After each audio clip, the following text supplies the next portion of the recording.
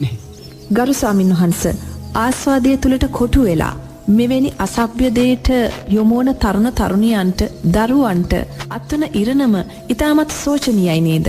අනිවාර්යයෙන්ම ඒවා කරන කෙනා ධර්මයේ තුලට යන්නේ නැහනේ. ධර්මයේ සිල්පද ආරක්ෂාවකට යන්නේ නැහැ. මොකද ආස්වාදයේ තුලමයි ජීවත් වෙන්නේ. ඒතකොට ඒ ආස්වාදයේ තුල ජීවත් වෙද්දී මෙලව වශයෙන් ඒගොල්ලෝ පිරිහීමටපත් වෙනවා. මෙලව වශයෙන් පිරිහීමටපත් වෙනවා කියන්නේ සදාචාරාත්මක භාවයෙන් සම්පූර්ණයෙන්ම දුර්වල වෙලා යනවා. ඒ සදාචාරාත්මක භාවයෙන් අපේ සීලාචාර ධර්ම සදාචාර ධර්ම අපේ සංස්කෘතියෙන් ඒගොල්ලෝ පිරිහෙන්න නෝනා. ඒ පිරිහෙන මොහොතක් පාසා ඒගොල්ලෝ මුළු සමාජයටම ද්වේෂ කරපු කෙනෙක් බවටයි පත් වෙන්නේ. මොකද අපි දිහා අතීතයේ අපේ ආච්චිලා සීයලා අපේ මුතුන් මිත්තෝ සියල්ලම නෝනා දෙවිවරු වෙලා අමනුෂ්‍ය වෙලා අපි දිහා බලන් ඉන්නේ. මොකද ඒගොල්ලෝ ආරක්ෂා කරලා දුන්න සදාචාරයේ සීලාචාර ධර්මයන් ඒගොල්ලෝ අපිට ආරක්ෂා කරලා දුන්නා. වෙන කවුරුත් නෙමෙයි අපිට මේවා ආරක්ෂා කරලා දුන්නේ. සමාජයට මේ අපේ සංස්කෘතිය සීලාචාරකම් වැදගත්කම් මේ සියල්ල අපිට ආරක්ෂා කරලා දුන්නේ අපේ අතීතයේ හිටිය වැඩිහිටිය මුතුන් මිත්තෝ. එතකොට ඒගොල්ලෝ ආරක්ෂා කරපු දේ මේ මොහොතේ රැකගැනීමේ ආරක්ෂකයා බවට පත් වෙන්නේ තරුණ පරපුරමයි. වෙන කෙනෙක් නෙමෙයි. මොකද ඒගොල්ලන්ට අර අතීතේ හිටපු අය මේවා ආරක්ෂා කරගෙන මෙතෙන්ට ගෙනත් දුන්නා. එතකොට මේ ගෙනල්ලා දුන්න දේ ඒ අය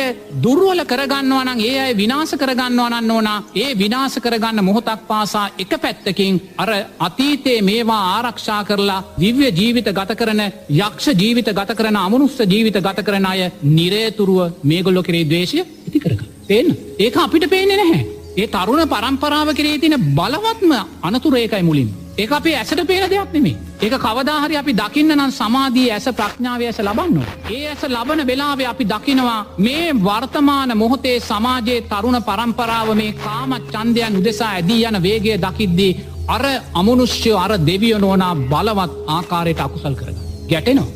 ස්වාමීන් වහන්සේ දැන් මෙවැනි අසභ්‍ය දේ ප්‍රිය කරන අමනුෂ්‍ය කොටස් ඉන්නවා. මේ අමනුෂ්‍ය කොටස් තවදුරටත් තරුණ තරුණියන්ව තමන්ගේ ගොදුරු බවට පත් කරගන්නවා නේද ස්වාමීන් වහන්සේ? ඒ කණ්ඩායම් දෙකම තියෙනවා. තේරෙනවද? එක පැත්තකින් ඒගොල්ලෝ මේ පීඩාවට පත් වෙනවා, දේශයට ලක් වෙනවා. අනිත් පැත්තෙන් නෝනා මේවාට කැමති පිරිසක් ඉන්නවා. මේ මනුස්ස ලෝකේ කාමච්ඡන්දයන්ට කැමති, කාමයන්ට විකෘති කාමයන්ට කැමති අය වගේ අමනුෂ්‍ය ලෝකෙත් එහෙමයි. දැන් අපි බලමු ඉස්සර දැන් කෙනෙක් නාන තොටු පොලක් ගත්තාම නැත්තම් ඔය ගෝල් ෆේස් එකේ ඒ කාලේ අපි දකිනවා ඔය කොහේ හරි දෙන්නේ ආදරය කරන තැනදී කවුරු හරි හැංගිලා බලන් ඉන්නවා. ඒතකොට දැන් බලන්න සමහර අවස්ථාවල අර තදබද තියෙන අවස්ථාවල බස් එකකට යන්න බෑ කාන්තාව. විකෘති කාමාශාවන් තියෙන අය දුම්රියක යන්න බෑ. සමාජයේ නිදහසේ යන්න බැරි අවස්ථා තියෙනවා. එතකොට මෙවැනි විකෘති කාමාශාවන් දරාගත්ත අය නෝනා මැරෙන වෙලාවේ කාමාශාවන් උපාදානය කරගෙන අර විකෘති අමනුෂ්‍යයන් හැටියට උපදිනවා. දැන් සමහර බස්වල මේ විකෘති අමනුෂ්‍ය යනවා. ඒ විකෘති කාමාශාවන් ලබන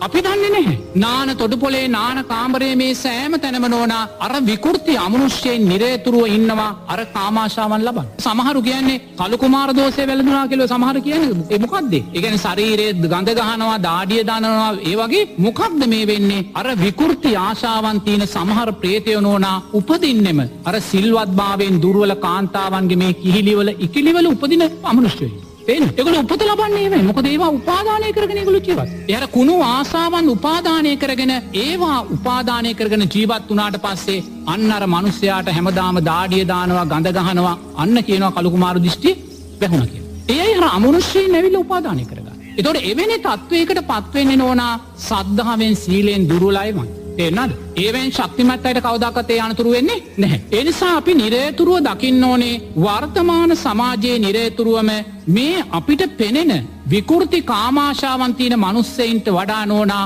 අමනුෂ්‍ය ලෝකේ නොපෙනෙන විකෘති කාමාශාවන් තියෙන අය වැඩි. ඒ නිසා නිරේතුරුව Taman දක්ෂ වෙන්න ඕනේ ඇඳුමක් පැළඳුමක් අඳිද්දී, ගෙදර ජීවත් වෙද්දී, ඔබේ නිදන කාමරයේ ජීවත් වෙද්දී, නාන කාමරයේ නාද්දිත් නෝනා කවදාක්වත් අපි අඩනිරුවතින් ඉන්නවායි කියන කාරණයට යන්නේ. ඒක දරුවන්ටත් පොදු දෙයක්. සමහර විකෘති කාමාශාවන් තියෙන අය ඉන්නවා නෝනා ඒගොල්ලෝ ඉලක්ක කරන්නේ දරුවන්මයි. දරුවන්මයි සමහරට අවුරුද්ද 2ද 3ද 4ද 5ද කියලා ප්‍රශ්නයක් නෑ. ඒගොල්ලෝ ඉලක්ක කරන්නේම දරුවන්මයි. ඒකෝට මෙවැනි දරුවන් ඉලක්ක කරන මේ විකෘති කාමාශාවන් තියෙන අය මැරෙන මොහොතේ ඒගොල්ලෝ අර විකෘති කාමාශාවන් තියෙන ප්‍රේතයෝ හැටියට ඉපදුලා ඒගොල්ලෝ ඉලක්ක කරන්නේ අර දරුවන්.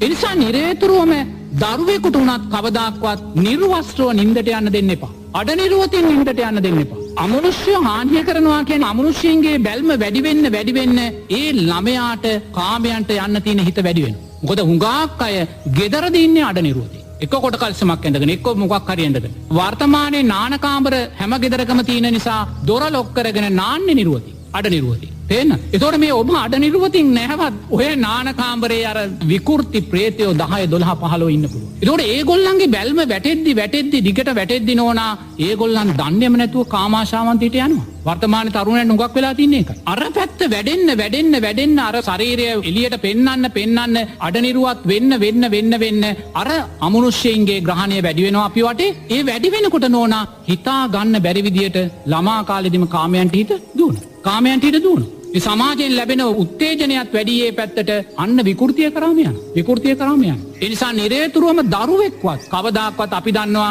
රස්නේ වැඩි කියලා සමහර අම්මලා ඇඳුම් ඔක්කොම ගලවලා දරුවාව නිදි කර. දරුවා වුණත් නාන කාමරේ නානවා නම් අඩු වශයෙන් කොට කල්සමක්වත් අන්දලා නාන්න පුරුදු වෙන්න. මොකද එවැනි දේවල් තුලිනුත් නෝනා බලවත් අනතුරු සිද්ධ වෙන්න පුළුවන්. ඒ නිසා නිරේතුරුව අමනුෂ්‍ය ලෝකයේ ඔයිට වඩා භයානක දේවල් තියෙනවා. බුදුරජාණන් වහන්සේ දේශනා කරනවා මේ අමනුෂ්‍ය ලෝකයේ තියෙනා වූ භයානක දේවල් නොදකින නිසාමයි නොදන්න නිසාමයි තවත් මිනිස්සයා මේ ලෝකයේ තුල මේ විදිහට දුක් විඳින්මින් ගමන් කරන්නේ. ඒවා දකින්නේ නැහැ. මොකද අමනුෂ්‍ය ලෝකයේ මේ අමනුෂ්‍ය වගේම නෝනා තිරිසන් අමනුෂ්‍ය ලෝකෙකුත් තියෙනවා. භූත තිරිසන් අමනුෂ්‍ය ලෝකයක් තියෙනවා. දැන් මේ තලගොයෙක් ඉන්නවා වගේ භූත තලගොයි ඉන්නවා. මේ මැස්ස මදුරුව ඉන්නවා වගේ භූත මැස්ස මදුරුව ඉන්නවා. ඒක සමාධියෙන් තමයි කවදා හරි දකින්නේ. එවැනි අය නෝනා සමහර විට අපේ ශරීරය ඇතුළට රිංගන්නත් පුළුවන්. එවැනි භූත මැස්සෙකුට භූත මැගලුවෙකුට අපේ ශරීරය ඇතුළට රිංගන්න පුළුවන් අවශ්‍ය. කළා පීඩාවන් සිද්ධ කරන්න පුළුවන්. නමුත් මේවාට එකම හේතුව නෝනා විසඳුම දේවාලේ පස්සේ යනවා යంత్ర මන්ත්‍ර ගුරුකම් කරනවා නෙමෙයි. ඒවා තුලින් තව ඒවා උච්ච වෙනවා කළ යුත්තේ සද්ධාව තුල සීලය තුල ශක්තිය. සද්ධාවයි මුල් වෙන්නේ. සද්ධාව කියන්නේ පන්සල් යනවා කියන කාරණේ නෙමෙයි. ස්වාමීන් වහන්සේලාට වන්දනා කරනවා කියන කාරණේ නෙමෙයි. අද වර්තමානයේ මේක සම්පූර්ණයෙන්ම වැරදි විදියට ජීවිතයට ගන්න. සද්ධාව කියන්නේ බුදුරජාණන් වහන්සේට අදාළව ජීවත් වෙන්න. බුදුරජාණන් වහන්සේ යමක්ද අපිට කියලා තියෙන ඊට අදාළව අපි ජීවත් වෙන්න. බුදුරජාණන් වහන්සේ දරුවෙකුට මොකද්ද කියලා තියෙන්නේ? බුදුරජාණන් වහන්සේ දරුවෙක්ගෙන් කවදාක්වත් සද්ධාව නෙමෙයි මුලින් බලාපොරොත්තු වෙන්නේ. සීලය නෙමෙයි මුලින් බලාපොරොත්තු වෙන්නේ. දරුවෙකුට සද්ධාව සීලය මතු කරගන්න බෑ මුලින්ම. එයාට කරගන්න බෑ. බුදුරජාණන් වහන්සේ දරුවෙක්ගෙන් බලාපොරොත්තුනේ මෛත්‍රියයි මුලින්. සද්ධාවත් සීලයත් බුදුරජාණන් වහන්සේ දරුවෙක්ගෙන් බලාපොරොත්තුනේ නැහැ. මෛත්‍රියයි බුදුරජාණන් වහන්සේ බලාපොරොත්තු. තරුණ පරපුර මේ විකෘතියෙන් බේරා ගන්න ආකාරය අපි ඉදිරි දිනයකදී අනිවාර්යෙන්ම උන්වහන්සේ සමග